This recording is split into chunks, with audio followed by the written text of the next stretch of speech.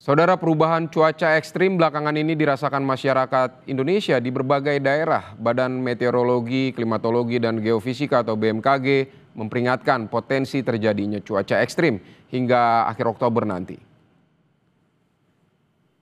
Dalam prediksi peringatan dini cuaca, Deputi Bidang Meteorologi BMKG Guswanto menjelaskan bahwa penyebab utama suhu panas adalah posisi gerak semu matahari yang pada bulan Oktober berada di selatan ekuator.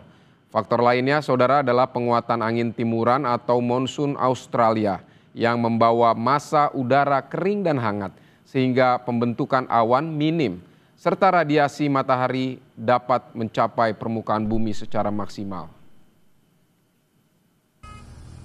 Dan saudara, BMKG mengimbau masyarakat untuk waspadai cuaca ekstrim yang terjadi di sejumlah daerah. Informasi selengkapnya ini akan disampaikan jurnalis Kompas TV Benediktus Aditya dan juga juru kamera Septa Yoga Janaloka. Bene, selamat siang. Berdasarkan data BMKG, kondisi cuaca ekstrim ini bakal berlangsung sampai kapan? Ya, selamat siang Vidi. Kalau ditanya terkait berapa lama situasi cuaca ekstrim ini akan terjadi, memang kalau dari kami dapatkan informasi, kami tadi coba menanyakan kepada Ketua Tim Kerja Prediksi dan juga Peringatan Dini BMKG, yakni Ida Purwadani, begitu ya. Ini menjelaskan kepada kami kalau misalnya situasi seperti ini akan terus terjadi selama 3 hari ke depan. Setidaknya 3 hari ke depan di berbagai wilayah, begitu Vidi, ini akan mengalami cuaca ekstrim. Nah, lalu sebenarnya Vidi, apakah penyebab dari terjadinya cuaca ekstrim begitu ya? Di siang hari terasa panas terik, kemudian di sore hari ini mulai hujan deras disertai angin yang kencang.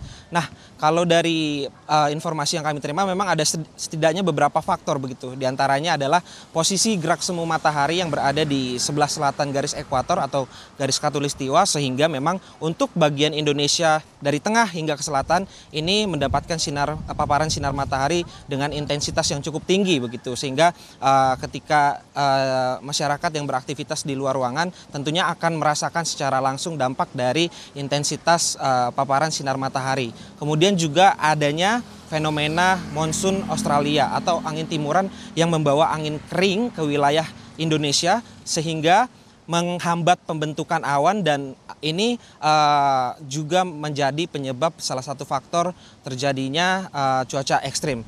Nah, yang terakhir adalah bibit dari siklus atau maksud kami siklon tropis Fengsen begitu ya, di mana ada 2 titik siklon maksud kami siklon tropis ini. Yang pertama ada di sebelah utara Laut Natuna Utara dan juga di sebelah barat daya Bengkulu.